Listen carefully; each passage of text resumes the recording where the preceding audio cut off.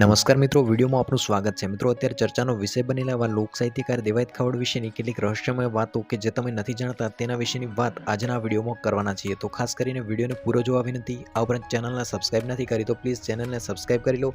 અને આપ સૌ વિડીયો તો જુઓ છો પરંતુ વિડીયોને લાઇક નથી કરતા તો વિડીયોને એક લાઇક કરી દો। તો મિત્રો, જાણીએ દેવાયત ખાવડ વિશેની કેટલીક રહસ્યમય વાતો। દેવાયત ખવડ થોડા સમય પહેલા જ લાઇમલાઇટમાં આવ્યા છે। રાણો રાણાની રીતે આ વાક્ય બોલવાની સાથે દેવાયત ખવડે રાતોરાત લોકચાહના મેળવી। બાદમાં તેઓ એ લોક ડાયરો હોય કે લોક સાહિત્યનો કાર્યક્રમ તેની ઉપસ્થિતિ અવશ્ય હોય છે। ટિકટોકથી ફેમસ બનેલી વિવાદિત કીર્તિ પટેલ સાથે દેવાયત ખવડની બોલાચાલી થઈ હતી। બાદમાં બંને એક વિડીયો જાહેર કર્યો અને વિવાદનો અંત આવી ગયો। ત્યારબાદ ઈસરદાન ગઢવીના પુત્ર બ્રિજરાજ દાન ગઢવી અને દેવાયત ખવડની લાઈવ સ્ટેજ પરથી શાબ્દિક વિવાદિત નિવેદનો વાયરલ થયા।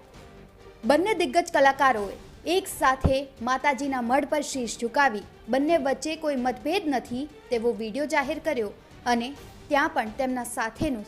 ત્યારબાદ રાજકોટના સર્વેશ્વર ચોક નજીક રાજકોટ સમયે મિરરના મયુરસિંહ રાણા અને દેવાયત ખવડની વચ્ચે પાર્કિંગ બાબતે ઘણા સમયથી તકરાર ચાલતી। એ બાબતે મયુરસિંહે પોલીસમાં અરજી પણ કરેલી હતી, પણ સેલિબ્રિટીમાં હાથ કોણ નાખે? ત્યારબાદ સોશિયલ મીડિયા પર મયુરસિંહ રાણાએ દેવાયત ખવડ વિરુદ્ધ કોમેન્ટ કરતા દેવાયત ખવડે પાછળથી મયુરસિંહ રાણા પર ધોકો વડે પાઇપથી હુમલો કર્યો અને મયુરસિંહ રાણાનો પગ ભાંગી નાખ્યો, જે વિડીયો સોશિયલ મીડિયા પર અત્યારે પણ ખૂબ વાયરલ થઈ રહ્યો છે।